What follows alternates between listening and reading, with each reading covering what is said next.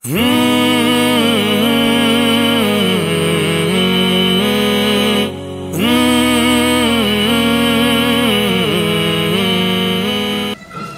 اللہ الرحمن الرحیم۔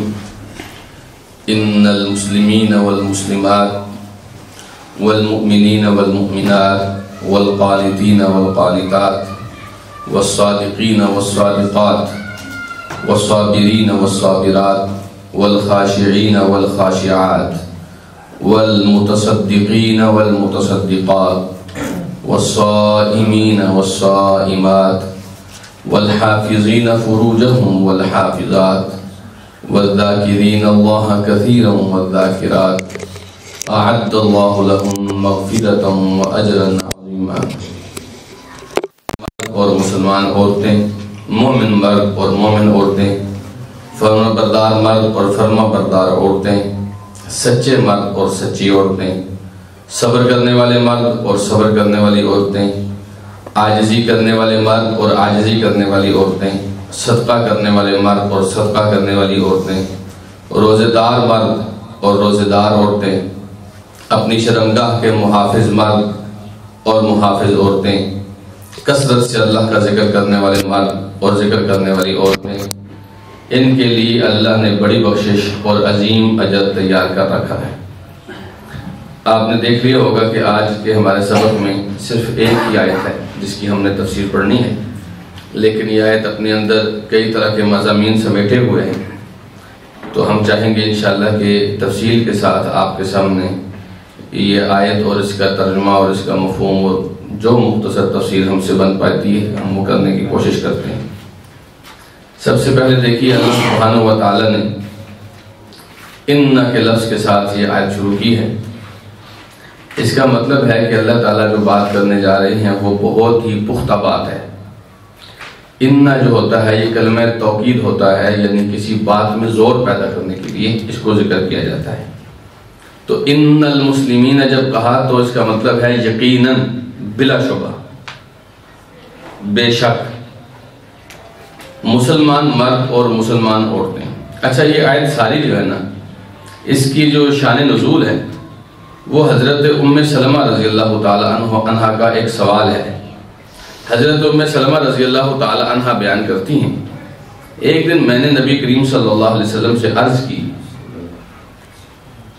میں نے کہا ما لنا لا نذکر فی القرآن کما یذکر الرجال، کہ اللہ کے رسول کیا بات ہے، ہم عورتوں کو قرآن میں ذکر نہیں کیا جاتا جیسے مردوں کو ذکر کیا جاتا ہے۔ آپ دیکھیں نا کہ یعنی ہر معاملے میں جو لوگ ایسا کرتے ہیں، جو لوگ ایسا کرتے ہیں، جو لوگ ایسا کرتے ہیں، ان کے لیے یہ ہے، تو سب ہی جگہ پہ مردوں کا تذکرہ ہے۔ تو انہوں نے کہا یا رسول اللہ عورتوں کا تذکرہ نہیں ہے، حالانکہ عربی کا جو طریقہ کار ہے وہ یہ ہے کہ اگر مرد اور عورتیں ایک ہی جملے میں ذکر کرنی ہوں تو پھر مردوں کا خیال رکھا جاتا ہے، مردوں کا ذکر کیا جاتا ہے، اس میں عورتوں کا ذکر خود بخود آ جاتا ہے۔ بات سمجھے آپ؟ یعنی اگر ہم کہیں کہ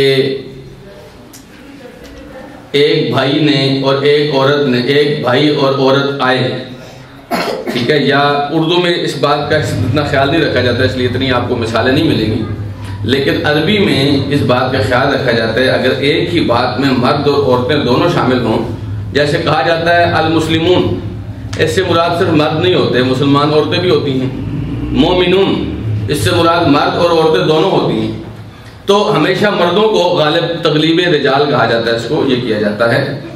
تو بہرحال عورتوں کا یہ سوال بھی تھا اور یہ بڑا ویلڈ سوال تھا، ام المومنین حضرت ام سلمہ رضی اللہ تعالیٰ عنہ سوال کر رہی ہیں، تو کہتی ہیں میں نے یہ سوال نبی کریم صلی اللہ علیہ وسلم نے سے کیا، فلم یرونی منہ ذات یوم، پھر اچانک ایسے ہوا کہ میں حیران ہو گئی ایک دن، وَنِدَاؤُهُ عَلَى الْمِنْبَرِ، اللہ کے رسول منبر پر اعلان کر رہے تھے، وَأَنَا أُسَرِّحُ شَعْرِي، میں بال سنوار رہی تھی، میں گھر میں، چونکہ نبی علیہ السلام کے جو حجرے تھے وہ مسجد نبوی کے ساتھ ہی تھے، تو کہتی ہیں میں بال سنوار رہی تھی تو میں نے سنا رسول اکرم صلی اللہ علیہ وسلم منبر پر کھڑے ہو کے اعلان فرما رہے ہیں، فَلَفَفْتُ شَعْرِي، کہتے ہیں میں نے فوراً بالوں کو لپیٹا، ثم خرجت الى حجرتی بیتی، میں فوراً اپنے گھر کے حجرے سے باہر نکلی تو فجعلت سمعی عند الجرید، تو میں نے چٹائی کے ساتھ اپنے کان لگا لیے. نبی علیہ الصلوۃ والسلام کے حجرے اور مسجد نبی کے بیچ میں نا پردہ ہوتا تھا، چٹائی آپ نے لگائی ہوتی تھی. تو کہتے ہیں میں نے اس چٹائی کے ساتھ اپنے کان لگائے. فَإِذَا هُوَ يَقُولُ عِنْدَ الْمِنْبَرِ، اللہ کے رسول صلی اللہ علیہ وسلم ممبر کے قریب فرما رہے تھے، یا ایھا الناس ان اللہ تعالی یقول، اے لوگوں اللہ تعالیٰ فرما رہا ہے، ان المسلمین والمسلمات والمؤمنین والمؤمنات والقانتین والقانتات. اور یہ پوری آیت اللہ کے رسول صلی اللہ علیہ وسلم نے پڑھی جس میں مردوں کے ساتھ ساتھ عورتوں کا بھی تذکرہ کیا. مسلمان مرد مسلمان عورتیں، مومن مرد مومن عورتیں، خشوع کرنے والے مرد خشوع کرنے والی عورتیں، اطاعت کرنے والے مرد اطاعت کرنے والی عورتیں، روزہ رکھنے والے مرد روزہ رکھنے والی عورتیں، ذکر کرنے والے مرد ذکر کرنے والی عورتیں. یعنی سب جگہوں پہ مردوں کے ساتھ ساتھ عورتوں کا بھی تذکرہ کیا. آپ اندازہ کیجئے ہمارا رب ہماری خواہشات کا، ضروریات کا، فہم و فراست کا کتنا خیال رکھتا ہے کہ ایک خاتون نے اللہ کے رسول سے ایک عام سا سوال کیا تو اللہ سبحانہ و تعالیٰ نے ان کی خواہش کا کتنا خیال رکھا. حالانکہ مراد اور مقصد پہلے سے پورا ہو رہا تھا، جہاں اللہ تعالیٰ نے جو حکم مردوں کو دیا وہی حکم عورتوں کے لیے تھا، لیکن ان عورتوں کا تذکرہ الگ سے اللہ سبحانہ و تعالیٰ نے کیا. تو اس سے ایک بات یہ بھی پتہ چلتی ہے کہ اللہ تعالیٰ اور اللہ کے رسول صلی اللہ علیہ وسلم عورتوں کی تعلیم کا کتنا خیال رکھتے تھے کہ اگر اس طریقے سے عورتیں زیادہ توجہ سے سن سکتی ہیں تو اس کا خیال رکھا گیا. تو بہرحال یہ ایک حدیث تھی، نبی علیہ الصلوۃ والسلام نے یہ آیات پڑھی تو حضرت ام سلمہ کہتی ہیں کہ یہ میرے سوال کے بعد نازل ہوں. تو ان آیات میں کیا ہے، اس آیت میں کیا ہے، اللہ سبحانہ و تعالیٰ نے فرمایا کہ یقیناً یعنی بلا شبہ اس بات میں کوئی شک نہیں ہے کہ مسلمان مرد اور مسلمان عورتیں اور مومن مرد اور مومن عورتیں. یہاں ایک بات یاد رکھیے کہ اسلام اور ایمان یہ ایسے دو نام ہیں کہ اگر یہ دونوں ایسے ذکر ہوں کہ ایک چیز کا تذکرہ ہو تو یہ ان کا مطلب دونوں ہی ہوتا ہے. یعنی اگر آپ کہیں کہ بھائی آپ اسلام لائے ہو تو مطلب ایمان اور اسلام ایک ہی ہے. سمجھیں بات آپ؟ اگر یہ الگ الگ ذکر ہوں یعنی کہ ان دونوں میں سے کسی ایک کا کسی جگہ پہ تذکرہ ہو تو اس کے اندر دوسرا لفظ موجود ہوتا ہے، دوسرا معنی موجود ہوتا ہے. لیکن اگر یہ ایک جگہ پہ دونوں ذکر ہوں تو ان کا معنی الگ الگ ہوتا ہے. یہ ان الفاظ کے اندر خوبی ہے جی. جب کسی ایک کا نام لیا جائے تو دونوں مراد ہوتے ہیں، لیکن جب دونوں اکٹھے ذکر کر دیے جائیں تو ان دونوں کا الگ الگ معنی کیا جاتا ہے. جیسا کہ نبی کریم صلی اللہ علیہ وسلم سے حضرت جبریل نے پوچھا، یا رسول اللہ اخبرنی عن الاسلام، مجھے آپ اسلام کے بارے میں بتائیے. آپ علیہ الصلوۃ والسلام نے اسلام کے تعارف میں جو ظاہری عبادات ہیں ان کا تذکرہ کیا. آپ نے فرمایا الاسلام ان تشهد ان لا الہ الا اللہ وان محمد رسول اللہ وتقیم الصلاۃ وتؤتی الزکاۃ وتصوم رمضان وتحج البیت ان استطعت الیہ سبیلا. اسلام یہ ہے کہ تم کلمہ پڑھو، شہادتین جو ہے لا الہ الا اللہ محمد رسول اللہ کی گواہی دو، نماز پڑھو، زکوٰۃ ادا کرو، روزے رکھو رمضان کے، اور حج کرو اگر تمہارے پاس استطاعت. یہ اسلام ہے. تو جبریل کہنے لگے فاخبرنی عن الایمان، پھر آپ مجھے ایمان کے بارے میں بتائیے. تو اللہ کے رسول نے پھر ایمان کو الگ سے ڈیفائن کیا، الگ سے اس کا تعارف کرایا. آپ نے فرمایا الایمان من تؤمن باللہ وملائکتہ وکتبہ ورسلہ والیوم الآخر والقدر خیرہ وشرہ. ایمان یہ ہے کہ آپ اللہ پر، اس کے فرشتوں پر، اس کی کتابوں پر، اس کے رسولوں پر اور آخرت کے دن پر اور تقدیر پر ایمان لاؤ. تو اسلام کے اندر 5 ارکان ہیں. اسلام کے کتنے ارکان ہیں؟ 5. ایک ہے شہادتین، اس کے بعد نماز، زکوٰۃ، روزہ اور حج. ایمان کے 6 ارکان ہیں. کون سے؟ اللہ پر ایمان، رسولوں پر ایمان، کتابوں پر ایمان، فرشتوں پر ایمان، آخرت کے دن پر ایمان اور تقدیر پر ایمان. ایمان کے کتنے ارکان ہیں؟ 6 ارکان ہیں. اچھا، پھر یہ جو ایمان ہے یہ قلبی تعلق رکھتا ہے، اس کا آپ کے اندر سے تعلق ہے، اور جو اسلام ہے اس کا آپ کے باہر سے تعلق ہے، آپ کے ظاہر سے تعلق ہے. اسی لیے سورہ حجرات میں اللہ سبحانہ و تعالیٰ نے فرمایا قالت الاعراب آمنا، قالت الاعراب آمنا، اعراب یعنی دیہاتی لوگ کہتے ہیں ہم ایمان لائے. قل لم تؤمنوا، آپ ان سے کہیے کہ تم ایمان نہیں لائے، تم ایمان نہیں. وہ کہتے ہیں ہم ایمان لائے. اللہ فرماتا ہے ان سے کہیے آپ ایمان نہیں لائے. وَلَكِنْ قُولُوا أَسْلَمْنَا، تم یہ کہو ہم اسلام لائے. ہم کیا لائے؟ اسلام لائے. کیوں؟ وَلَمَّا يَدْخُلِ الْإِيمَانُ فِي قُلُوبِكُمْ، کیونکہ ایمان ابھی تمہارے دلوں میں داخل نہیں ہوا. ظاہری طور پر تم نے کلمہ پڑھا، تم نے رسول اللہ کی اقتداء میں نماز پڑھی، اسلام لائے ہو، لیکن ایمان نہیں لائے، کیونکہ ایمان کا تعلق دل سے ہوتا ہے اور دل میں ابھی ایمان نہیں گیا. سمجھیں بات آپ؟ اسی لیے منافقوں کا جب اللہ تعالیٰ نے سورہ بقرہ میں تذکرہ کیا، پہلی آیت میں کیا فرمایا؟ سورہ بقرہ کا دوسرا رکوع جو ہے یہ پورا منافقوں کے اوپر اللہ تعالیٰ نے نازل کیا ہے. پہلی آیت میں کیا فرمایا؟ وَمِنَ النَّاسِ مَن يَقُولُ آمَنَّا بِاللَّهِ وَبِالْيَوْمِ الْآخِرِ وَمَا هُمْ بِمُؤْمِنِينَ، لوگوں میں بہت سارے ایسے ہیں جو کہتے ہیں ہم اللہ پر ایمان لائے، آخرت پر ایمان لائے، حالانکہ وہ ایمان والے نہیں ہوتے. کہتے ہیں لیکن اللہ فرما رہا ہے وہ نہیں ہوتے. کیوں؟ آگے اللہ تعالیٰ نے کچھ دیر کے بعد فرمایا فی قلوبہم مرض، ان کے دل بیمار ہیں، ان کے دلوں میں ایمان نے جگہ نہیں بنائی. تو ایمان کا تعلق آپ کی باطنی کیفیات کے ساتھ ہوتا ہے اور اسلام کا تعلق آپ کی ظاہری عبادات کے ساتھ ہوتا ہے. اسلام جو ہے اس کا دائرہ بڑا ہوتا ہے. اس کا دائرہ کیا ہوتا ہے؟ بڑا ہوتا ہے. کلمہ پڑھ کر، نماز پڑھ کر، زکوٰۃ دے کر آپ مسلمان ہو جاتے ہیں، لیکن ایمان کا دائرہ چھوٹا ہوتا ہے. کئی دفعہ آپ اسلام کے اندر ہوتے ہیں، کافر نہیں ہوتے، لیکن ایمان کے اندر نہیں ہوتے. آپ ایمان کے اندر جانے کے لیے ایمان اسلام سے تھوڑا اوپر کا درجہ ہے. ایمان اسلام سے تھوڑا اوپر کا درجہ ہے. تو ایمان لانے کے لیے آپ کو زیادہ محنت کرنی پڑتی ہے اور اپنے دل کو مخلص کرنا پڑتا ہے. بات سمجھیں؟ اس لیے اللہ تعالیٰ نے مسلمانوں کا تذکرہ الگ کیا، مسلمان مرد اور مسلمان عورتیں، اور پھر فرمایا مومن مرد اور مومن عورتیں. بات سمجھ آئی آپ کو؟ تو اسلام ایک الگ چیز ہے، ایمان ایک الگ چیز ہے. اس لیے اللہ کے رسول صلی اللہ علیہ وسلم فرمایا کرتے تھے لا یزنی الزانی حین یزنی وہو مؤمن، زنا کرنے والا جب زنا کرتا ہے تو وہ مومن نہیں رہتا، وہ مومن نہیں رہتا. لیکن کیا مسلم بھی نہیں رہتا؟ مسلم رہتا ہے.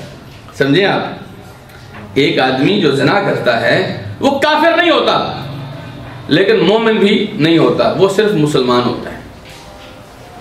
سمجھ گئے بات آپ؟ ایک دفعہ ایسے ہوا، حضرت سعد بن ابی وقاص رضی اللہ تعالیٰ عنہ غالباً، یا حضرت عمر بن عاص رضی اللہ عنہ، مجھے نام بھول رہا ہے، ان دونوں میں سے کوئی ایک تھے. نبی کریم صلی اللہ علیہ وسلم کے پاس بیٹھے تھے. اللہ کے رسول صلی اللہ علیہ وسلم کے پاس کچھ چیزیں آئیں تو آپ نے وہ کسی کو ہدیہ کرنی تھی، تو آپ نے ایک آدمی کو ہدیہ کی، اپنی مجلس کے ایک آدمی کو ہدیہ کی.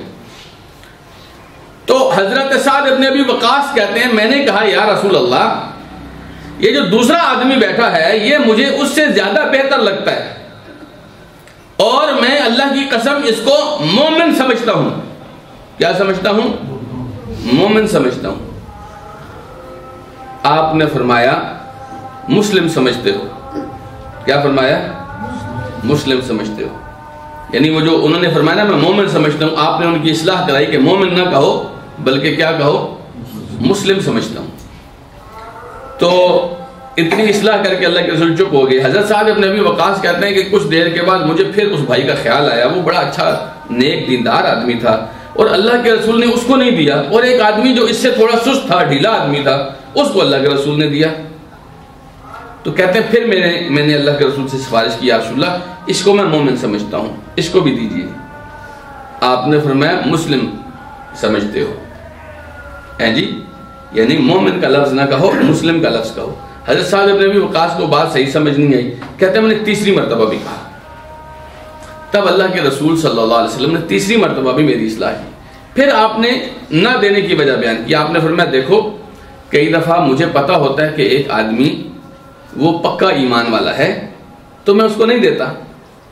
جو تھوڑا کمزور لگتا ہے کچا لگتا ہے اس کو میں دیتا ہوں تاکہ وہ بھی پکا ہو جائے. دیکھیں نا کسی آدمی کے ساتھ آپ احسان کریں گے تو آپ کا احسان مند تو ہوگا نا, آپ کے قریب آئے گا نا. تو آپ نے فرمایا ڈھیلے آدمی کو میں اس لیے دیا, میں نے اس کو نہیں دیا اس لیے نہیں دیا کہ مجھے پتا ہے یہ پکا بندہ ہے. لیکن اللہ کے رسول نے لفظوں کے استعمال میں فرمایا کہ مومن نہ کہا کرو بلکہ مسلم. تو آپ اور میں کسی بھی آدمی کے لیے یہ نہیں کہہ سکتے یہ مومن ہے سوائے ان لوگوں کے جن کے بارے میں اللہ تعالیٰ نے ہمیں بتایا. اس لیے اہل سنت کا ایک اصول ہے, اور اپنے وقتوں میں یہ اختلاف بہت زیادہ ہو گیا تھا کہ کیا کوئی آدمی اپنے آپ کو مومن کہہ سکتا ہے. تو کچھ لوگ ایسے تھے جو کہتے تھے اس میں کیا حرج ہے, تو وہ کہتے تھے انا مؤمن حقا, میں پکا مومن ہوں. تو ہمارے اسلاف جو تھے وہ فرمایا کرتے تھے جو یہ کہے نا انا مؤمن حقا, میں پکا مومن ہوں, اس سے کہو انت منافق حقا, تو پکا منافق ہے. کیونکہ مومن کا تعلق آپ کے دل کی کیفیت کے ساتھ ہے اور اس دل کا ڈائریکٹ تعلق اللہ کے ساتھ ہوتا ہے. تو اللہ آپ کا ایمان قبول کر رہا ہے یا نہیں کر رہا ہے یہ اللہ کو پتا ہے, آپ اپنے بارے میں ایسا دعویٰ نہیں کر سکتے. ہاں مسلمان کیونکہ ظاہری چیزوں کا نام ہے تو وہ آپ کر سکتے ہیں.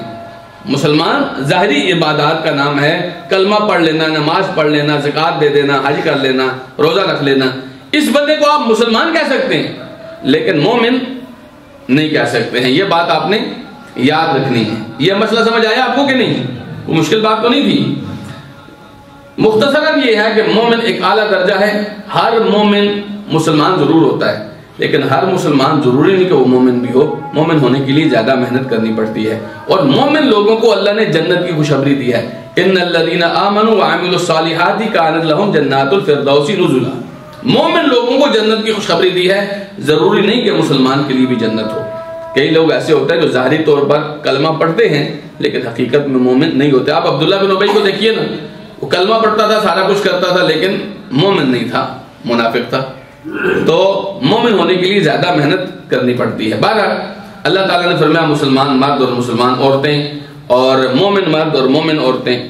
پھر فرمایا والقانتین والقانتات, فرما بردار مرد اور فرما بردار عورتیں. قانت ایسے بندے کو کہتے ہیں جی جو بندہ انتہائی وقار کے ساتھ, خاموشی کے ساتھ سر جھکائے, فرما برداری میں ہی لگا رہے, اس کو کہتے ہیں قانت. اس کو کیا کہتے ہیں؟ قانت. اللہ تعالیٰ کو یہ بندے بہت پسند ہیں. اللہ نے مثال دے کر فرمایا امن ہوا قانت آناء اللیل ساجدا وقائما یحذر الآخرہ ویرجو رحمت ربی. وہ آدمی جو قانت ہے, فرما بردار ہے, رات کی تاریکیوں میں بھی فرما برداری کرتا ہے, اور کبھی کھڑا ہوا ہے کبھی سجدے میں ہے. کیوں ہے؟ رات کے اندھیرے میں سب سوئے ہوئے ہیں, یہ پھر بھی اللہ تعالیٰ کے حضور کیوں کھڑا ہے, کیوں سجدے کر رہا ہے؟ یحذر الآخرہ, اسے آخرت سے ڈر لگتا ہے. ویرجو رحمت ربی, اور اپنے رب کی رحمت کی امید لگائے ہوئے ہیں کہ اس طرح کرنے سے شاید مجھے اپنے رب کی رحمت حاصل ہو جائے. سمجھے آپ؟ اور اللہ تعالیٰ نے تو فرمایا ہے کہ یہ آسمان اور زمین جو کچھ ہے یہ میرے فرما بردار ہے. وَلَهُ مَا فِي السَّمَاوَاتِ وَالْأَرْضِ كُلٌّ لَهُ قَانِتٌ. انسانوں کے علاوہ ساری کی ساری مخلوق اللہ تعالیٰ کی آسمان اور زمین میں جو کچھ ہے سب اللہ کے فرما بردار ہیں.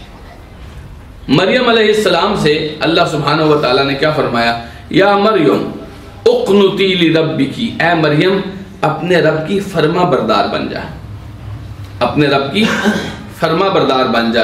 واسجدی ورکعی مع الراکعین, سجدے کثرت کے ساتھ کر, رکوع کثرت کے ساتھ کر, رکوع کرنے والوں کے ساتھ رکوع کر. تو اللہ سبحانہ و تعالیٰ خواتین سے بھی یہ مطالبہ کرتا ہے کہ تم فرما بردار بنو, اور فرما برداری بھی ایسی کہ انتہائی خاموشی کے ساتھ سر جھکائے, بس اللہ کی رضا کے لیے کوشش کرتے رہو. اسی طرح سورہ بقرہ میں اللہ تعالیٰ نے تمام اہل ایمان کو حکم دیا وَقُومُوا لِلَّهِ قَانِتِينَ, اللہ کے لیے قانت بن جاؤ. سارے اللہ کے لیے کیا بن جاؤ؟ قانت بن جاؤ. اللہ کے لیے جب نماز پڑھو تو انتہائی قانت بن کر، فرما بردار بن کر، خشوع کے ساتھ، عاجزی کے ساتھ، سکون کے ساتھ اللہ کی عبادت کرو۔ اللہ کو ایسے لوگ بہت پسند ہیں۔ بلکہ یہ جو آیت ہے نا وَقُومُوا لِلَّهِ قَانِتِينَ، اس کے پیچھے ایک بڑی اہم بات بھی ہے۔ حضرت زید بن ارقم رضی اللہ تعالیٰ عنہ کہتے ہیں کہ اسلام کے شروع میں مکے کے سارے عرصے میں اور پھر مدینے کے بھی کچھ عرصے تک ہم نماز میں بھی ایک دوسرے سے باتیں کر لیتے تھے۔ نماز میں بھی ایک دوسرے سے کیا کر لیتے تھے؟ باتیں کر لیتے تھے۔ کوئی آتا تھا اپنی ضرورت کی بات اپنے دوسرے بھائی سے کر لیتا تھا، وہ بتا دیتا تھا، بات کر لیتا تھا۔ حتی نزلت حافظوا علی الصلوات والصلاۃ الوسطی وقوموا للہ قانتین، یہاں تک کہ یہ والی آیت نازل ہوئی کہ اپنی نمازوں کی حفاظت کرو، خاص طور پر درمیانی نماز کی، اور اللہ کے سامنے قانت بن کر فرما برداری کی حالت میں کھڑے ہو جاؤ۔ کہتے ہیں فنہینا عن الکلام، اس کے بعد ہمیں نماز میں باتیں کرنے سے روک دیا گیا تھا۔ اس کے بعد نماز میں باتیں کرنے سے ہمیں روک دیا۔ کیوں؟ یہ آپ کے قانت کے لیول کو کمزور کرتا ہے۔ آپ کو جو حکم دیا گیا نا آپ نے قانت بن کے اللہ کی عبادت کرنی ہے، اس کو کمزور کرتا ہے۔ اور نبی کریم صلی اللہ علیہ وسلم نے قانت بننے کا ایک انداز بھی بتایا ہے۔ کیا فرمایا آپ نے فرمایا من قرأ 10 آیات لم یکتب من الغافلین، جس آدمی نے رات کو تہجد کی نماز میں 10 آیتیں پڑھی، کتنی آیتیں؟ 10 آیتیں پڑھی، اس کو اللہ تعالیٰ غافلوں کی لسٹ میں نہیں لکھتا، اس کو اللہ تعالیٰ غافلوں کی فہرست میں شامل نہیں کرتا۔ وَمَنْ قَرَأَ 100 آیات کتب من القانتین، جس آدمی کو 100 آیتیں جو پڑھتا ہے تہجد کی نماز میں، اسے اللہ قانتین میں سے لکھتا ہے۔ اسے اللہ کن میں لکھتا ہے؟ قانتین میں لکھتا ہے۔ تو یہ جو لوگ، ایک ہوتا ہے فرضی عبادات، اس کے ساتھ جب آپ نفلی عبادات میں کوشش کرتے ہیں اور اس میں تگودو کرتے ہیں، محنت کرتے ہیں، اللہ تعالیٰ کے ہاں آپ قانتین کی لسٹ میں لکھے جاتے ہیں۔ ایک ہوتا ہے نا ضروری چیزیں، ایک ہوتا ہے اس کے نوافل میں بھی آپ بڑھ چڑھ کر حصہ لیں۔ تو قانتین مرد اور قانتین عورتیں، پھر فرمایا والصادقین والصادقات، سچ بولنے والے مرد اور سچ بولنے والی عورتیں۔ یہ جو سچ ہے نا جی، یہ آپ کو اللہ کے بہت قریب کرتا ہے، بہت قریب کرتا ہے۔ یہ ایمان والوں کا خاصہ ہے، بلکہ ہر باوقار آدمی چاہے وہ ایمان والا نہیں بھی ہے، وہ سچ بولتا ہے، جھوٹ سے بچتا ہے۔ اس لیے بعض صحابہ کرام کے بارے میں آتا ہے کہ انہوں نے اسلام لانے کے بعد تو بالکل بھی نہیں، اسلام سے پہلے جاہلیت کے دور میں بھی کبھی جھوٹ نہیں بولا۔ سچ کی ہمیشہ ہی ہر معاشرے میں قدر کی جاتی ہے، ہمیشہ، اور جھوٹ ایمان کے بالکل برخلاف ہے۔ جھوٹ ایمان کے بالکل برخلاف ہے، جھوٹ ایمان کے ساتھ میچ نہیں کرتا۔ ایک آدمی نے نبی کریم صلی اللہ علیہ وسلم سے پوچھا یا رسول اللہ، کیا مومن چوری کر سکتا ہے؟ آپ نے فرمایا ہاں، مومن چوری کر سکتا ہے، یعنی مومن آدمی ہو اور اس سے چوری ہو جائے، ہو سکتا ہے۔ اس نے کہا یا رسول اللہ زنا کر سکتا ہے؟ آپ نے فرمایا ہاں۔ اس نے پوچھا یا رسول اللہ جھوٹ بول سکتا ہے؟ آپ نے فرمایا نہیں۔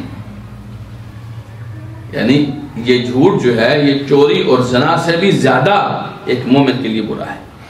مومن کے اندر یہ خصلت نہیں ہوتی کہ جھوٹ بولے۔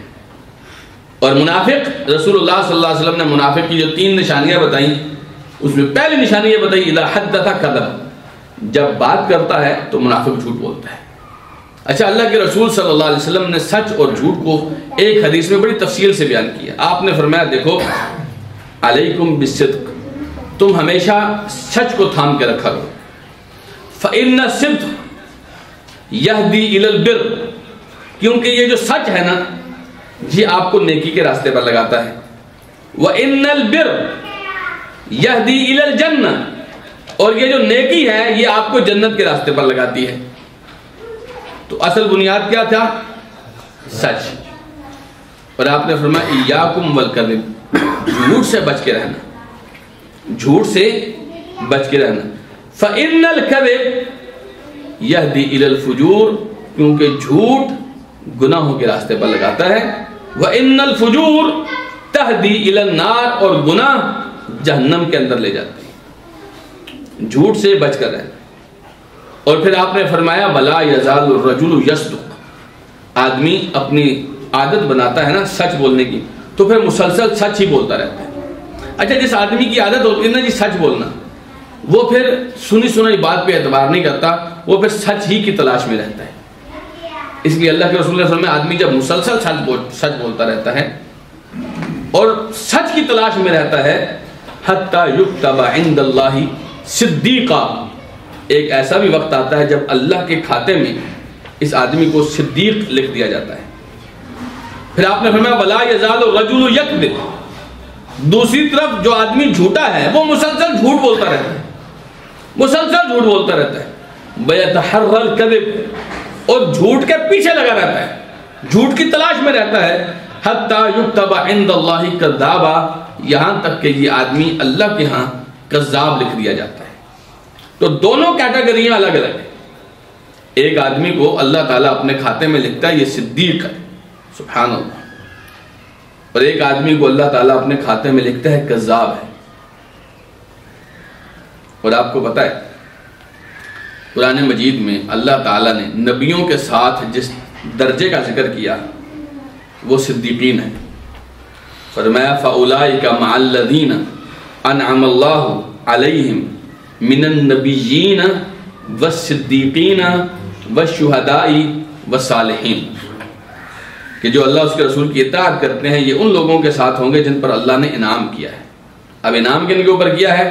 صدیقین، انبیاء، صدیقین، پھر تیسرے نمبر پر شہداء، اور چوتھے نمبر پر دیگر صالحین، نیک لوگ۔ ٹھیک ہے، آپ جب نماز میں مانگتے ہیں نا اہدنا الصراط المستقیم صراط الذین انعمت علیہم، اللہ ہمیں ان لوگوں کا راستہ دکھا جن پر تو نے انعام کیا، تو انعام والے لوگ یہ ہیں نبیین، صدیقین، شہداء اور صالحین۔ تو نبیوں کے بعد درجہ کس کا ہے؟ صدیقین کا۔ اس لیے ہمارے جو ابو بکر صدیق رضی اللہ تعالی عنہ ہیں، تمام نبیوں کے بعد، نبوت کے درجے کے بعد سب سے افضل ترین شخصیت حضرت ابو بکر صدیق کی ہے۔ کیوں؟ کیونکہ وہ صدیق ہیں، کیونکہ وہ کیا ہیں؟ صدیق ہیں۔ اور دوسری طرف جھوٹے لوگوں کو اللہ نے جھوٹے نبیوں کی طرف فرمایا۔ آپ نے فرمایا میرے بعد 30 دجال کذاب آئیں گے۔ کتنے؟ 30 دجال اور کذاب آئیں گے میرے بعد، کلہم یدعی انہ نبی، سب یہ دعویٰ کریں گے کہ وہ نبی ہوں گے۔ تو جو جھوٹے نبی ہیں نا وہ کذاب ہیں، کیا ہیں؟ اور یہ جو آدمی جھوٹ پر اپنی زندگی گزارتا ہے اس کو بھی اللہ کیا لکھتا ہے؟ کذاب۔ تو یہ اتنی بری خصلت ہے کہ آپ کو جھوٹے نبیوں کے ساتھ ملا دیتی ہے، اور سچائی اتنی بہترین خصلت ہے آپ کو سچے آقا کے ساتھ ملا دیتی ہے۔ اس لیے اللہ تعالیٰ نے باقاعدہ جب اپنے بندوں کے عمدہ لوگوں کا تذکرہ کیا تو پھر فرمایا والصادقین والصادقات، پھر فرمایا والصابرین والصابرات۔ جو صبر ہے نا جی، یہ ہماری زندگی کا بہت اہم خاصہ ہے، بہت اہم خاصہ ہے۔ اور صبر وہی لوگ کر سکتے ہیں جو ایمان والے ہوتے ہیں، صبر وہی لوگ کر سکتے ہیں جو ایمان والے ہوتے ہیں۔ اور ایمان والے کی زندگی میں صبر بہت ضروری ہے۔ اور صبر 3 طرح کا ہوتا ہے، یہ یاد رکھیے۔ کتنی طرح کا ہوتا ہے صبر؟ 3 طرح کا۔ یہ بہت ضروری ہے بات سمجھنا۔ ایک صبر ہوتا ہے الصبر علی الحسنات، نیکی کے کام پر صبر کرنا، یعنی ڈٹے رہنا۔ آپ کو نیکی کا کام شروع کرتے ہیں، اس کے اوپر مستقل صبر کر کے رہنا۔ آپ کا کئی دفعہ دل نہیں کرتا لیکن آپ اپنے آپ کو مجبور کر کے اس نیکی پر صبر کریں۔ یہ صبر علی الحسنات ہے، نیکی کے کاموں پر صبر کرنا۔ دوسرا ہے الصبر عن السیئات، برے کاموں سے رک کر صبر کرنا۔ آپ کا کوئی کام کرنے کا دل کر رہا ہے، حرام کھانے کا دل کر رہا ہے مثلاً، رک جائیں، اپنے آپ کو روک کے رکھیں، اپنے آپ کو دلاسا دے، تسلی دے، نہیں حرام نہیں، مجھے اللہ حلال دے گا، صبر کریں۔ کسی کا حرام جگہ پہ نظر ڈالنے کا دل کر رہا ہے، صبر کریں۔ کسی کا حرام کسی پر ظلم کرنے کا دل کر رہا ہے، صبر کرے. تو دوسرا صبر کون سا ہے؟ برے کاموں سے رکنے کا نام صبر ہے. اور تیسرا الصبر علی المصائب. جب آپ ایک غلط معاشرے کے اندر اچھا کام کریں گے یا غلط معاشرے کے اندر غلط کام کو روکیں گے تو آپ کو لوگوں کی طرف سے تکلیفیں آتی ہیں. یہ ہمیشہ یہ اصول ہے. اگر معاشرہ غلط ہے نا تو آپ اچھا کام کریں گے تب بھی تکلیفیں آئیں گی، برے کام سے روکیں گے تب بھی تکلیفیں آئیں گی. ایسی تکلیفوں پر صبر کرنا یہ تیسرا صبر ہے. ہم عام طور پہ اس تیسرے والے کو تو صبر کہتے ہیں لیکن پہلے دو چیزوں کو صبر نہیں سمجھتے. حالانکہ یہ صبر تینوں چیزیں، تینوں چیزوں کا نام صبر ہے. اور صبر تو ایک ایسی چیز ہے جی، ایک ایسی چیز ہے. اللہ سبحانہ و تعالیٰ نے صبر کے حوالے سے بہت ساری خوشخبریاں دی ہیں. واللہ یحب الصابرین. صبر کرنے والوں سے اللہ محبت کرتا ہے. صبر کرنے والوں سے اللہ محبت کرتا ہے. آپ سوچئے میں چند جگہوں پر اپنی خواہش کو توڑ کے صبر کرتا ہوں، میرا اللہ مجھے اچھا سمجھنے لگتا ہے، میرا اللہ مجھ سے محبت کرنے لگتا ہے. یہ کتنا بڑا درجہ ہے. آپ اس گھٹیا چیز کو تو دیکھیں جس کو آپ نے اللہ کے لیے چھوڑا. وہ کتنی گھٹیا سی چیز تھی، کتنا گھٹیا سا کام تھا، آپ نے اللہ کے لیے چھوڑا اور اللہ کی محبت آپ کو حاصل ہوئی. آپ دیکھیے دنیا آخرت کی سب سے قیمتی چیز ہے کہ نہیں یہ بات؟ چھوٹے چھوٹے سے آپ کام کرتے ہیں اور اس پہ ڈٹ کے رہتے ہیں، اللہ تعالیٰ اس کے بدلے آپ سے محبت کرے. کتنی بڑی چیز ہے. لوگوں کی تھوڑی تھوڑی سی تکلیفوں پر آپ صبر کریں اور اس کے بدلے اللہ سبحانہ وتعالیٰ آپ سے محبت کرے. پھر اتنی بات نہیں ہے بلکہ فرمایا یا ایھا الذین آمنوا استعینوا بالصبر والصلاۃ ان اللہ مع الصابرین. اے ایمان والوں، جب تمہیں کوئی مشکل ہو، تکلیف ہو، مصیبت ہو، دو کام کرو. ایک صبر کے ساتھ مدد مانگو، کیونکہ صبر سے زیادہ بہترین مدد اور کوئی نہیں ہو سکتی. آپ کا دشمن آپ کو جتنی بھی تکلیف دے، اگر آپ اس کے سامنے وابیلا نہ کریں نا تو دشمن کے عزائم وہیں پہ ٹوٹ جاتے ہیں. صبر کرو. اور دوسرا نماز پڑھو، یعنی اپنے اللہ سے مدد مانگو. استعینوا بالصبر والصلاۃ.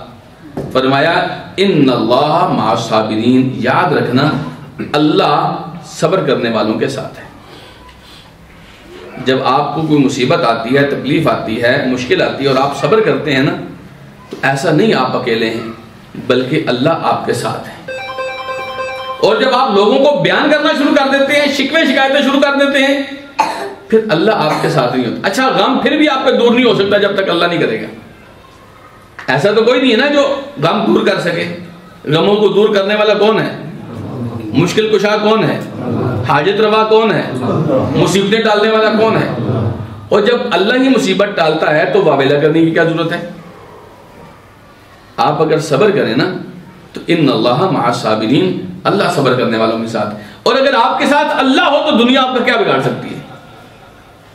دنیا آپ کا کیا بگاڑ. آپ دیکھیے جب فرعون نے جادوگروں کو بلایا نا، جادوگروں کو بلایا تو جادوگروں نے دیکھا موسیٰ علیہ السلام نے جو عصا پھینکا اس نے جادوگروں کی ساری رسیاں کھا لی.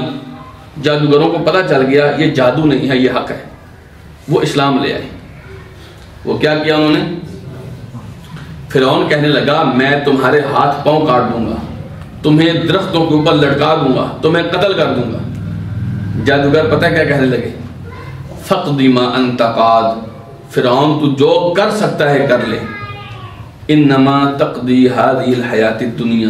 تو سب سے زیادہ یہ کر سکتا ہے نا تو مجھ سے دنیا کی زندگی چھین لے گا، بس اس کے بعد تو کچھ نہیں کر سکتا نا. اصل بات یہ ہے کہ ہمارے ساتھ ہمارا اللہ ہے. جب اللہ ساتھ ہو تو ہمیں کیا فکر ہے دنیا کی زندگی کیا چیز ہے؟ ایسی ہزار زندگیاں ہوں تو اللہ کے نام پر قربان ہے. تو اللہ تعالیٰ صبر کرنے والوں کے ساتھ ہے. پھر فرمایا اللہ تعالیٰ نے، یہ ہمیں بات سمجھنی چاہیے، وَلَنَبْلُوَنَّكُمْ بِشَيْءٍ مِّنَ الْخَوْفِ وَالْجُوعِ وَنَقْصٍ مِّنَ الْأَمْوَالِ وَالْأَنفُسِ وَالثَّمَرَاتِ. ہم تمہیں ضرور آزمائیں گے. آزمائش کے کتنے طریقے ہوں گے؟ خوف دیں گے، بھوک دیں گے، تمہارے مال میں کمی ہوگی، تمہارے لوگ مریں گے، تمہارے پھل کم آئیں گے، تمہاری کھیتیاں کم اناج دیں گی. مختلف طریقے سے ہم تمہیں آزمائیں گے. لیکن ایک بات یاد رکھنا، وَبَشِّرِ الصَّابِرِينَ. صبر کرنے والوں کو میرے محبوب خوشخبری دے دو. صبر کرنے والوں کو کیا کر دو. تو آپ کئی دفعہ مالی طور پر نقصان اٹھاتے ہیں، کئی دفعہ جانی طور پر کسی کا جوان بیٹا ہوتا ہے فوت ہو جاتا ہے، کچھ ایسا ہوتا ہے، یعنی کئی طرح کے نقصان، کئی دفعہ آپ کے گھر میں بھوک آ جاتی ہے. اب ان سارے معاملات میں اللہ تعالیٰ فرما رہا ہے وبشر الصابرین، صبر کرنے والوں کے لیے خوشخبری ہے. وقت صبر کرنے والا کبھی گزر جاتا ہے، آپ کبھی ایسا نہیں دیکھیں گے کہ گھڑی رک گئی ہو کیونکہ یہ صبر کر رہے ہیں، وقت گزر جاتا ہے. اور واویلا کرنے والے کا بھی وقت گزر جاتا ہے، لیکن صبر کرنے والے کو جو اللہ عزت دیتا ہے وہ واویلا کرنے والوں کو نہیں ملتی ہے. بلکہ اللہ سبحانہ و تعالیٰ نے اتنی بڑی خوشخبری دی، فرمایا انما یوفی الصابرون اجرہم بغیر حساب، صبر کرنے والوں کو ان کا اجر بغیر حساب کے ملے گا. آپ کا صبر کتنا ہے یہ نہیں دیکھا جائے گا، اللہ بے حساب آپ کو عطا کرے گا بغیر حساب کے. آپ کے اجر کا کوئی پیمانہ نہیں ہے، کوئی ناپ تول نہیں ہے، اتنا عمل ہے تو اتنا اجر ہے. کئی نیکیاں ہیں نا، آپ 1 کرتے ہیں 10 ملتی ہیں، ہے نا ایسے، آپ 10 کرتے ہیں تو 100 ملتی ہیں. لیکن صبر کا کوئی پیمانہ نہیں ہے، صبر بغیر حساب کے، صبر بغیر حساب کے اس کا اجر ملتا ہے. تو والصابرین، صبر کرنے والے مرد، والصابرات، اور صبر کرنے والی عورتیں. کئی دفعہ عورتوں کو لگتا ہے صبر صرف مردوں نے کرنا ہوتا ہے، عورتوں کو کئی دفعہ ایسے لگتا ہے صبر صرف مرد کریں گے، تکلیفیں آئیں گی مرد، مصیبتیں آئیں گی مرد، جی. لیکن اللہ تعالیٰ نے یہاں ذکر کیا صبر کرنے والی عورتیں. عورتوں کا بھی کئی معاملات میں بہت بڑا ایک کردار ہوتا ہے صبر کے اندر.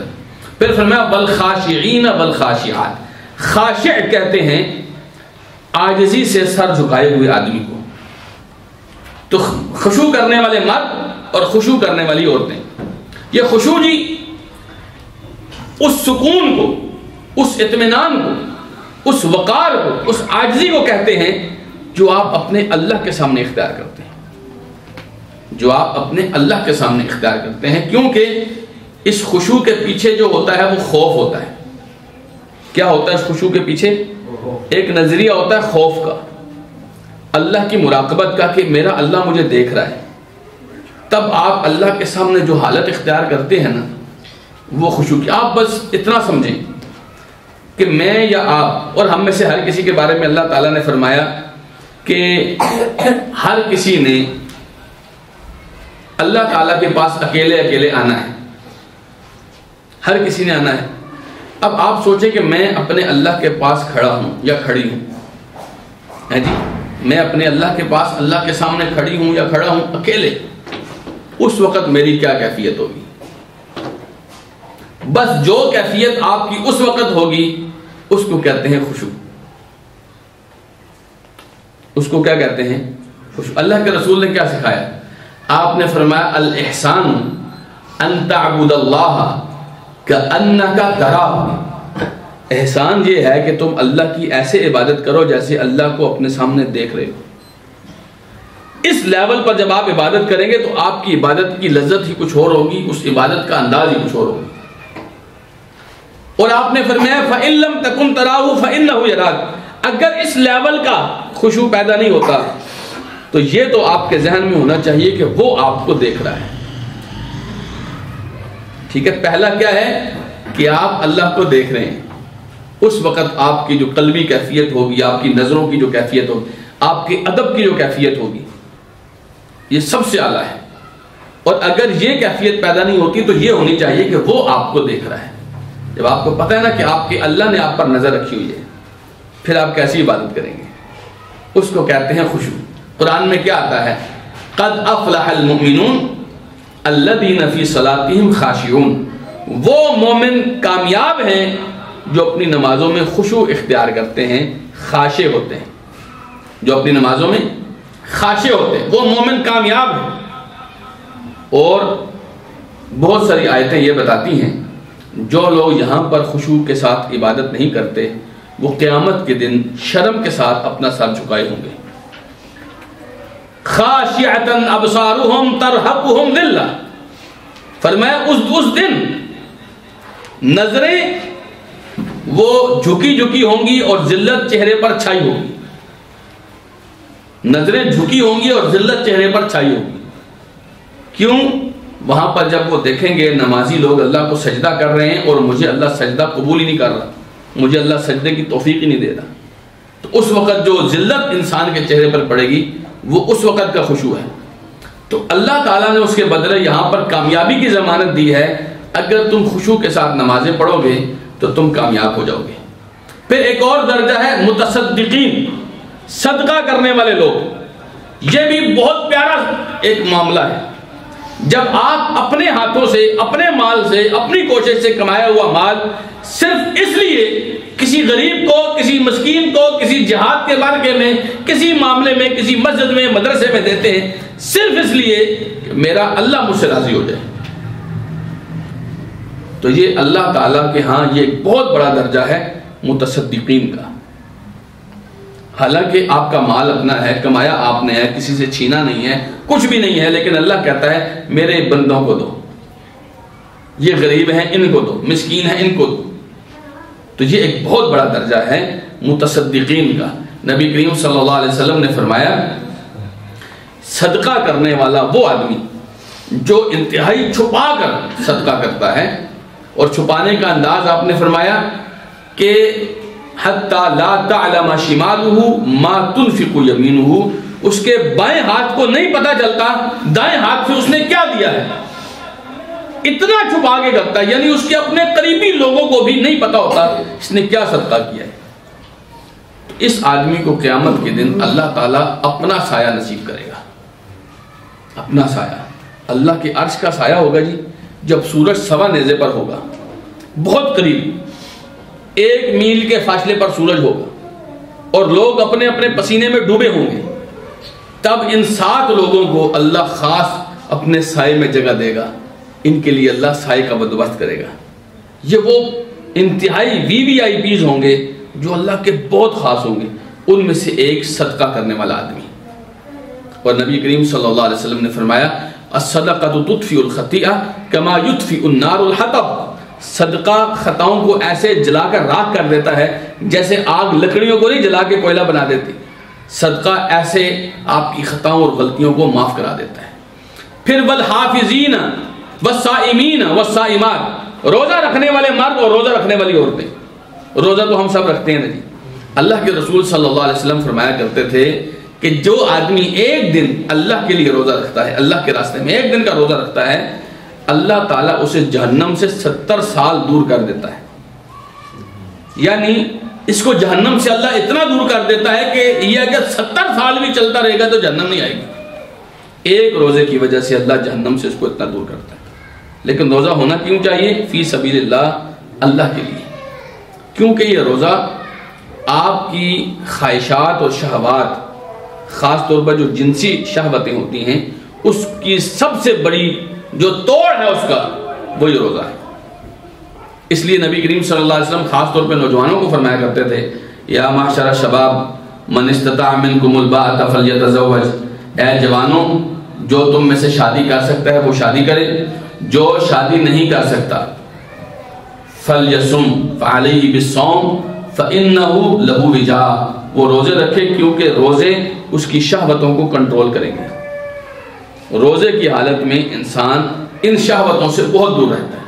اسی لیے آپ دیکھیں کہ اللہ سبحانہ و تعالیٰ نے صائمین اور صائمات، روزہ رکھنے والے مرد اور روزہ رکھنے والی عورتوں کے ساتھ ذکر کیا، والحافظین فروجہم والحافظات، اپنی شرمگاہوں کی حفاظت کرنے والے مرد اور اپنی شرمگاہوں کی حفاظت کرنے والی عورتیں۔ شرمگاہوں کی حفاظت کے اندر ایک روزہ بھی شامل ہے، کیونکہ آپ کی خواہش جتنی ٹوٹی ہوئی ہوگی اتنا زیادہ آپ ایسی برائیوں سے دور ہوں گے۔ تو شرمگاہوں کی حفاظت سے مراد یہ ہے کہ زنا سے بچنے والے لوگ، زنا سے بچنے والے لوگ، اور بعض مفسرین نے لکھا ہے اپنی شرمگاہ کو کسی غیر کی نگاہ سے بچانا، اپنی شرمگاہ کو کسی غیر کی نگاہ سے بچانا، حتیٰ کہ اپنے خاوند کے علاوہ اپنے باپ، اپنے بھائیوں کی نگاہ سے بھی بچانا۔ اتنی زیادہ قیمتی اللہ تعالیٰ نے ایک آپ کو جگہ دی ہے کہ یہ آپ کے علاوہ آپ کے جو خاوند ہے یا خاوند کے لیے جو بیوی ہے اس کے علاوہ کوئی نہیں دے سکتا۔ یہ اس کی حفاظت کریں، اس کی حفاظت ہر مسلمان پر ضروری ہے۔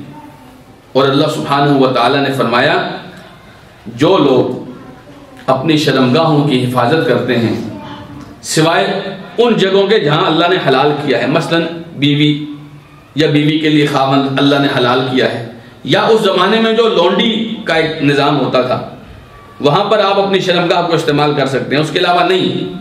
فرمایا فَمَنِ ابْتَغَىٰ وَرَاءَ ذَٰلِكَ فَأُولَٰئِكَ هُمُ الْعَادُونَ، جو بیوی اور لونڈی کے علاوہ اپنی شرمگاہ کو کہیں بھی استعمال کرے گا یہ لوگ سرکش ہیں، یہ باغی ہیں، یہ حد سے گزرنے والے لوگ ہیں۔ اللہ نے ایک حد رکھی ہے، یہ آپ کے لیے حلال کیا ہے، اس سے آگے، اس حلال سے آگے آپ نہیں جا سکتے۔ حفاظت کریں۔ حفاظت کیا ہوتا ہے؟ پہرا دینا، پہرا دینا۔ اب پہرے کے اندر اللہ تعالیٰ نے کئی چیزیں ذکر کی ہیں، مثلا قرآن میں آتا ہے وَلَا تَقْرَبُوا الزِّنَا، آپ زنا کے قریب بھی نہ جائیں۔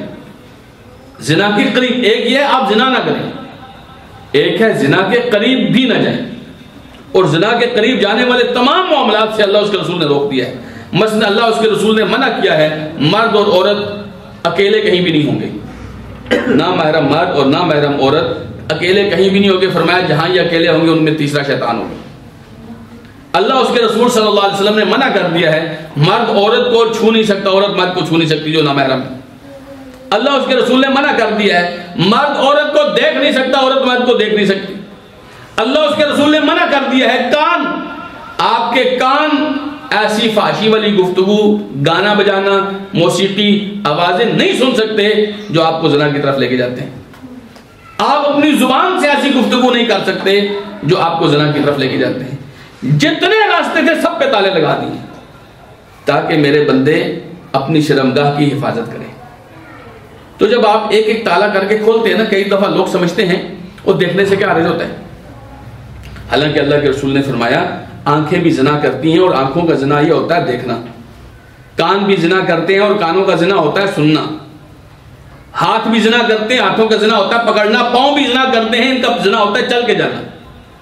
آپ نے فرمایا شرمگاہ تو صرف تصدیق کرتی ہے کہ آپ نے واقعی زنا کیا ہے۔ بات سمجھے آپ؟ تو شرمگاہ کی حفاظت کی جائے، اور اس حفاظت کے لیے آپ جتنے پہرے بٹھا سکتے ہیں، کانوں پہ پہرا لگائیے، آنکھوں پہ پہرا لگائیے، ہاتھوں پہ پہرا لگائیے، زبان پہ پہرا لگائیے، ایسی صحبت پر پہرا لگائیے جو صحبت آپ کو خراب کر سکتی ہے۔ کیوں؟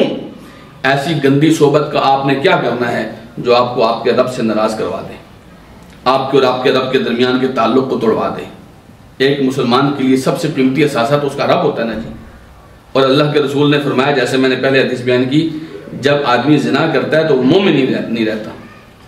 تو آپ وہ ایک ایمان کا جو تعلق ہے اپنے اللہ کے ساتھ وہی توڑوا بیٹھیں تو کیا فائدہ ہوا؟ تو شرمگاہ کی ہمیشہ حفاظت کرنی ہے۔ کبھی اللہ تعالیٰ نے موقع دیا تو ہم اس پر بات کریں گے کہ اس کے بدلے یہ جو چھوٹی چھوٹی سی خواہشات ہوتی ہیں نا جس میں انسان اپنا ایمان کھو بیٹھتا ہے، اگر آپ ان خواہشات پر کنٹرول کریں تو اس کے بدلے اللہ نے آپ کے لیے کیا تیار کر رکھا ہے اس دنیا میں اور آخرت میں، وہ ہم انشاءاللہ ذکر کریں گے۔ صرف اتنا دیکھیے، یوسف علیہ السلام غلام تھے، جب انہوں نے گناہ سے پرہیز کیا تھا، کہنے لگے رب السجن احب الی مما یدعوننی الیہ، اللہ یہ مجھے قید میں ڈال دے تو وہ زیادہ بہتر ہے، لیکن ان کی بات بہت بری ہے، یہ زنا کی طرف بلاتے ہیں۔ تو قید میں گئے، کئی سال تک اپنی زندگی کی جوانی کے کئی سال یوسف علیہ السلام کے قید میں گزرے، لیکن اللہ نے غلام یوسف کو بادشاہ بنا کے وہاں سے نکالا۔ دنیا کے اندر اور آخرت کے اندر تو بہت کچھ ہے نا، بہت کچھ ہے۔ جن 7 لوگوں کو اللہ سبحانہ و تعالیٰ عرش کا سایہ دے گا نا، ان 7 لوگوں میں ایک یہ بھی آدمی ہوگا، فرمایا رجل دعته امرأة ذات جمال و نسب، ایک آدمی جس کو ایک اچھی خوبصورت اور اچھے خاندان کی عورت اپنی ساتھ برائی کی دعوت دیتی ہے، اور وہ کہتا ہے میں اللہ سے ڈرتا ہوں، وہ یہ کہہ کر اس کے ساتھ برائی نہیں کرتا، یقین جانیے اس بندے کو اللہ خاص اپنے سائے میں جگہ دیتا ہے۔ کیونکہ بلاوے آج کل کے فتنوں کا دور ہے، ہر طرف سے نوجوانوں کے اوپر ایسے حملے ہوتے ہیں، لیکن نوجوان کا اپنے رب کے ساتھ جو تعلق اور محبت ہوتی ہے نا، یہ محبت آپ کو ان گندی چیزوں سے روک کے رکھتی ہے۔ پھر ان سب چیزوں کے اندر نمازوں سے لے کر صدقات، روزے، خشوع، ان سب چیزوں میں جو آپ کی سب سے بڑی معاون چیز ہے وہ آخر میں ذکر کی، اور وہ ہے وَالذَّاكِرِينَ اللَّهَ كَثِيرًا وَالذَّاكِرَاتِ، کثرت کے ساتھ اللہ کا ذکر کرنے والی عورتیں اور کثرت کے ساتھ اللہ کا ذکر کرنے والے مرد۔ آپ کو جتنا آپ کا اللہ یاد رہتا ہے نا، اتنا آپ اللہ کے قریب ہوتے ہیں اور گناہوں سے دور ہوتے ہیں۔ جتنا آپ اپنے اللہ کا خیال اپنے ذہن میں رکھتے ہیں، اپنے اللہ کا مراقبہ کرتے ہیں، مراقبہ کا مطلب ہے ہر لحظہ اس بات کو اپنے اوپر سوار کر کے رکھیں کہ میرا اللہ مجھے دیکھ رہا ہے۔ قرآن مجید میں آتا ہے الم یعلم بان اللہ یرا، وہ میرے بندے کو پتہ ہی نہیں ہے کہ اس کا رب اس کو دیکھ رہا ہے۔ تو آپ نے ہر لحظہ اپنے بارے میں یہ سوچنا ہے کہ میرا رب مجھے دیکھ رہا ہے۔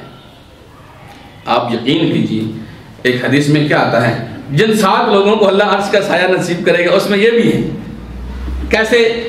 فرمایا رجل ذکر اللہ خالیا، تنہائی میں بیٹھ کر، آدمی نے تنہائی میں بیٹھ کر، یہ آگے اعتکاف کے دن آ رہے ہیں نا، خیمے کے اندر اکیلے یا گھر میں اکیلے بیٹھ کر اس نے اللہ کا ذکر کیا، اللہ کو یاد کیا۔ جب آپ اللہ کو یاد کرتے ہیں، اس کی عظمتوں کا خیال کرتے ہیں نا، تو اپنی حقارت اور اپنی کمزوری اور اپنے گناہوں پہ ضرور نظر جاتی ہے۔ آدمی تنہائی میں اپنے بارے میں جتنا سوچتا ہے اتنا لوگوں کے سامنے نہیں سوچنے کی فرصت ہوتی۔ تنہائی میں جب اس نے اللہ کو یاد کیا تو اپنی تقصیر اور گناہوں کی وجہ سے ففاضت عیناہ، اس کی آنکھوں سے آنسو جاری ہو گئے۔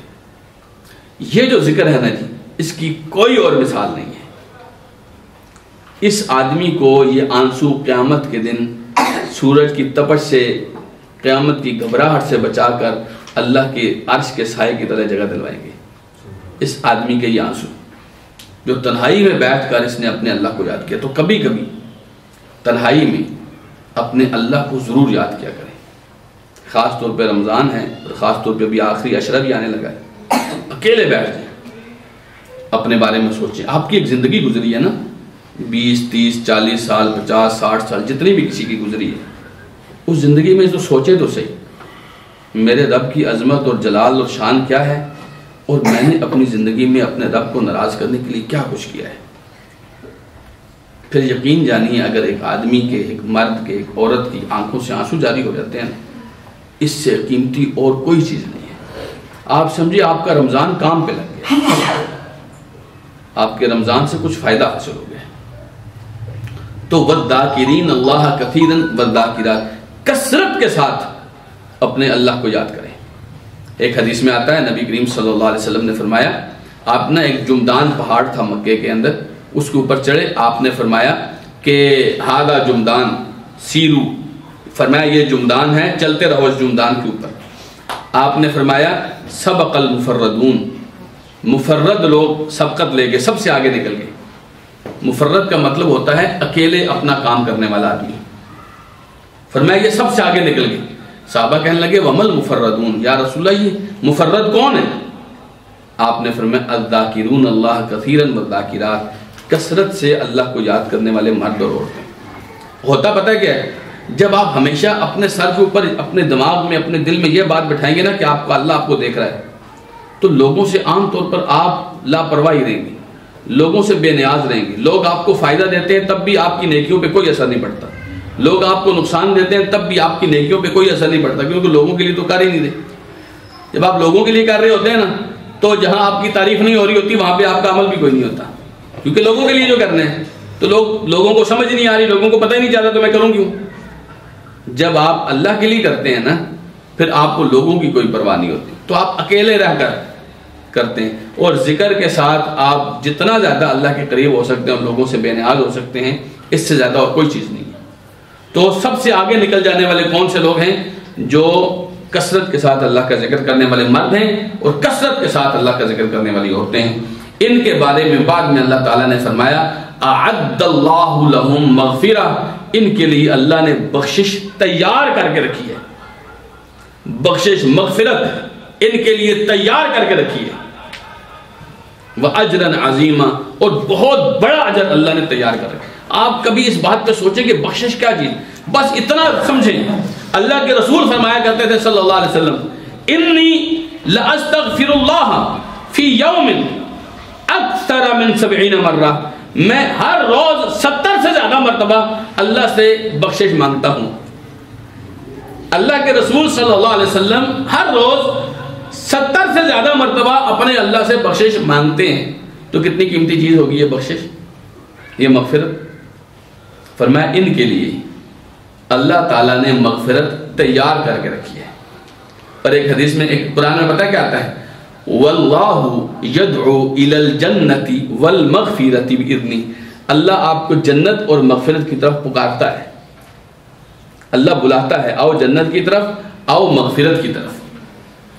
اور دوسری جگہ کیا فرمایا؟ واللہ یعیدکم مغفرۃ منہ وفضلا واللہ واسع علیم، اللہ تم سے وعدہ کرتا ہے مغفرت کا۔ یار یہ مغفرت اتنی کوئی عظیم چیز ہے؟ اصل میں یہ وہ چیزیں ہیں جو ہمارے لیے سوچنے کی ضرورت ہے کہ یار میرے نبی دن میں 70 اللہ کے رسول کبھی اتنی زیادہ گڑ گڑا کے کوئی چیزیں نہیں مانگتے تھے، لیکن مغفرت 70 ایک حدیث میں آتا ہے 100 مرتبہ اللہ کے رسول اپنے اللہ سے مغفرت مانگتے تھے۔ اس لیے اللہ تعالیٰ پتہ کیا فرماتا ہے؟ وَسَارِعُوا إِلَىٰ مَغْفِرَةٍ مِّن رَبِّكُمْ، اپنے رب کی مغفرت کی طرف بھاگ کے جاؤ، جہاں سے ملتی ہے مغفرت بھاگ کے جاؤ اپنے رب کی مغفرت حاصل کرنے کے لیے۔ فرمایا وَلَئِن قُتِلْتُمْ فِي سَبِيلِ اللَّهِ أَوْ مُتُّمْ لَمَغْفِرَةٌ مِّنَ اللَّهِ وَرَحْمَةٌ خَيْرٌ مِّمَّا يَجْمَعُونَ، اے مسلمانوں اگر تم دشمنوں کے ہاتھوں اللہ کے راستے میں قتل ہو جاؤ یا مر جاؤ تو اللہ کی جو مغفرت اور رحمت ہے تمہارے لیے ان کافروں کے مال غنیمت سے اور ان کافروں کے مال و متاع سے اور ان کی ساری دنیا سے بہتر ہے اگر تمہیں اللہ کی مغفرت مل جائے۔ اتنا قیمتی ہے یہ مغفرت، تو اللہ نے تیار کر کے رکھی ہے مغفرت۔ یہ والے جو درجات ہیں نا ایمان کے، یہ جو اللہ تعالیٰ کے بندوں کے مختلف درجات ہیں، ان کو اپنائیے۔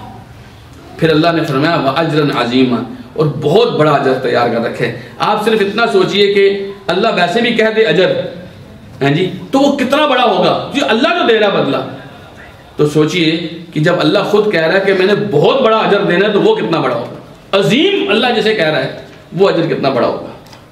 تو اللہ سبحانہ و تعالیٰ مجھ اور آپ کو توفیق دے، یہ جتنی صفات ہم نے ذکر کی ہیں اسلام کی، ایمان کی، قانتین کی، صادقین کی، متصدقین کی، خاشعین کی، صائمین کی، جی حافظین کی، ذاکرین کی، اللہ تعالی ہم سب کو نصیب فرمائے۔ اللہ ہمارے مردوں اور عورتوں کو ان صفات کا حامل بنائے، اور پھر ان صفات کو حاصل کرنے کے بعد اللہ کا جو وعدہ ہے جو اللہ نے ہمارے لیے تیار کیا ہے مغفرت اور اجر عظیم، اللہ وہ بھی ہمیں نصیب فرمائے۔ جزاکم اللہ خیرا وآخر دعوانا ان الحمد للہ رب العالمین۔